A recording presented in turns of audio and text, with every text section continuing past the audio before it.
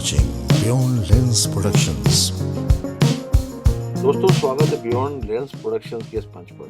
मेरे साथ हैं प्लास्टिक सर्जन डॉक्टर लोकेश हांडा। इनकी जितनी तारीफ करें वही कम है। वैसे वो किसी तारीफ के मोहताज तो नहीं है, नहीं इंट्रोडक्शन के मोहताज है, क्योंकि इनकी प्रैक्टिस खुद ब खुद लोगों को अपने पास खींच के लाती है। अब बात करते हैं एक हम नए प्रोसीजर की बात। दोस्तों, जिंदगी में कुछ ऐसी खुशियां होती हैं जो दुनिया की सबसे अच्छी खुशियां मानी जाती हैं, पर उन खुशियों के बाद वो शरीर पर कुछ ऐसे निशान छोड़ जाते हैं जो कल हमारा इनसिक्योरिटी का कारण बन जाता है। और वो प्रेगनेंसी के बाद या सडन वेट लॉस के बाद। आप समझ ही गए होंगे मैं कह रहा हूँ, जो पेट की चमड़ी है, जो पेट का त्वचा है, एक संग ढीला हो जाना। कोई जिम, कोई डाइटिंग, किसी भी तरह से आप इसको कंट्रोल नहीं कर सकते। अब आती है बात अपनी बॉडी की उस शेप को पाना जिसको आप खो चुके हैं। तो इस शेप की तलाश में आप भटकते हैं, पर आपकी मंजिल है एब्डोमिनोप्लास्टी, यानी टमी टक सर्जरी। अब टमी टक सर्जरी करने के लिए एक ही नाम रिकमेंड करूंगा, डॉक्टर लोकेश हांडा का। प्लास्टिक सर्जन है और रिजल्ट में ही आप देख पाएंगे कि क्या सारा ट्रांसफॉर्मेशन प्रोवाइड करते हैं। अगर कहीं आपको भी लगता है कि आपको ज़रूरत है इस टमी टक सर्जरी की, तो नंबर फ्लैश हो रहे हैं, जरूर मिलिए और मेरी बातों को ध्यान से सुनिएगा, वीडियो को पूरा देखिएगा, क्योंकि इस बात में मैं डॉक्टर साहब के साथ काफ़ी वो साथ शेयर करूंगा जो शायद आपके जहन में बात आती हो। वीडियो को देखिएगा, वीडियो का अंत तक देखिएगा, लाइक कीजिएगा, कमेंट कीजिएगा और बेल आइकन दबाना बिल्कुल मत भूलिएगा। डॉक्टर साहब, स्वागत है मेरे इस प्रोडक्शन की इस एपिसोड में, टमी टक सर्जरी। इसके बारे में डॉक्टर साहब आप बताइए। पहले ये टमी टक सर्जरी की रियल गुड कैंडिडेट कौन है? फर्स्ट क्वेश्चन मेरा ये होगा। राइट। सो जो भी टमी टक हम करते हैं उनमें मेन है कि हमने जो स्किन लूज है उसे कट करना है। अच्छा। अब स्किन लूज किस में होती है?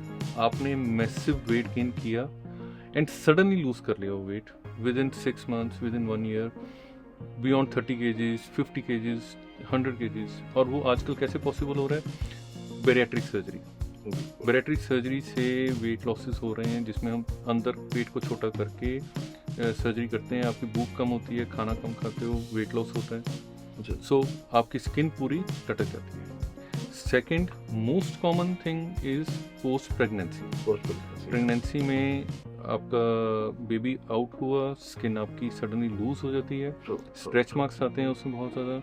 तो उन केसेस में आपका जो स्किन लूज हुई है उसे अगर कट करना है तो उसमें हम ये टमी टक करते हैं। सर्जरी के बारे में बताऊं, there are 4 things involve in this surgery. First is liposuction. Liposuction से पहले जितनी भी फैट है पेट में, फ्लैंक्स में या बैक में, वो पूरी फैट को हम रिमूव करते हैं। कुछ केसेस में से हम 360 लाइपो भी बोलते हैं, जिसमें पूरा का पूरा जो मिडरिफ आपकी है वो हम थिन कर देते हैं लाइपोसक्शन से। पूरी थिन हो गई, आपकी वेस्ट नैरो कर दी हमने। वेस्ट नैरोइंग के बाद उसके बाद हम पूरा नीचे एक स्कार कट लगाते हैं, जिससे कि हम स्किन को उठाते हैं, रेज करते हैं and then we pull that skin. Before pulling that skin जो सेकंड स्टेप इसका आता है वो होता है मसल टाइटनिंग। तो मसल टाइटनिंग में जो आपके सेंट्रल मसल होते हैं, this happens particularly in pregnancy.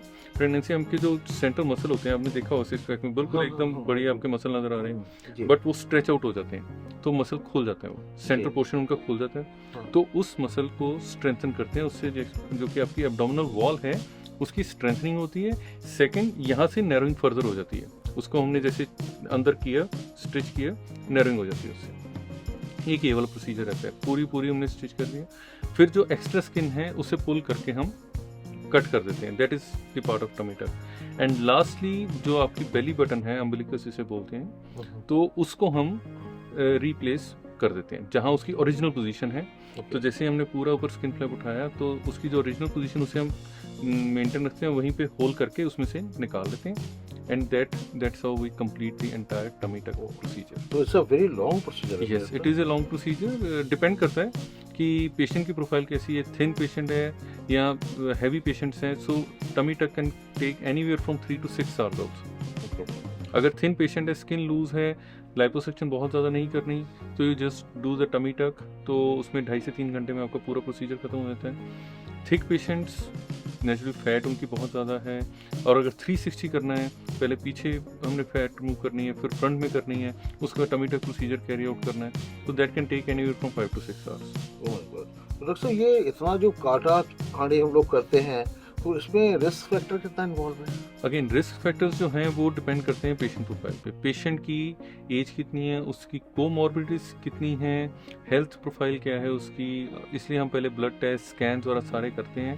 When we see that everything is okay, only then we plan the surgery. और अगर कोई उसकी कोमॉर्बिडिटी है तो we take care of that comorbidity. Anaesthetist जो होते हैं उनको पता रहता है सारा, जी। तो during the surgery, post surgery also पूरा उस चीज़ का टेक केयर किया जाता है। डॉक्टर साहब ये तो चलो आपने बताया कि कोई ऐसा रिस्क नहीं है जिसको देख के लोग घबराएं कि इतना बड़ा चम निकाल दिया जाएगा, पर डॉक्टर साहब ये रिजल्ट इसका कब तक दिखेगा?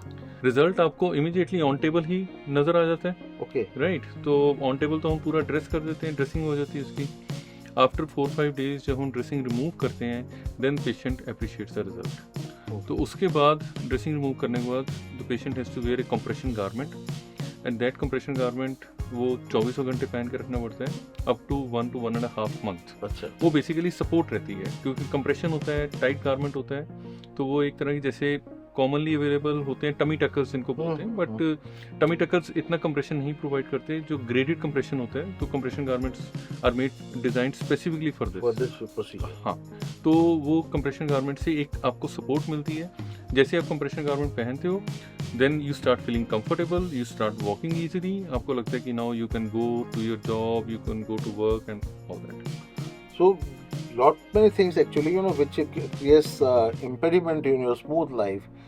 जिंदगी में दिक्कत आने लगती है, अगर पेट लटकता हुआ हो ना, तो आप कपड़े अच्छी तरह से पहन सकते हैं और शेप पूरा डिस्टर्ब हो जाता है। तो एब्डोमिनोप्लास्टी या टमी टक सर्जरी से डॉक्टर साहब ने आपको बताया कि ये ठीक हो सकता है। डॉक्टर साहब एक मेरा लास्ट क्वेश्चन है, एब्डोमिनोप्लास्टी में स्कार कितना बड़ा पड़ता है और क्या वो ठीक हो सकता है स्कार? देखिए, स्कार जो है अगेन डिपेंड करता है कि आपका स्किन कितना ज़्यादा लूज सैगी है। ओके, अगर स्किन सिर्फ सेंट्रल पार्ट में सैगी है, तो कुछ केसेस में तो हम सिर्फ मिनी टक उसे बोलते हैं, सिर्फ हम स्किन निकालते, कोई लाइपो की भी बहुत ज़्यादा ज़रूरत नहीं पड़ती, बेली बटन को भी रिप्लेस नहीं करना पड़ता, मसल टाइटनिंग की ज़रूरत नहीं है। If the person is doing exercises, muscle उसके पूरे वेल डिफाइंड हैं, स्ट्रॉन्ग हैं, तो सिर्फ नीचे जो स्किन लटक रही है उसे हम कट कर दिया, दैट इज़ मिनी टक।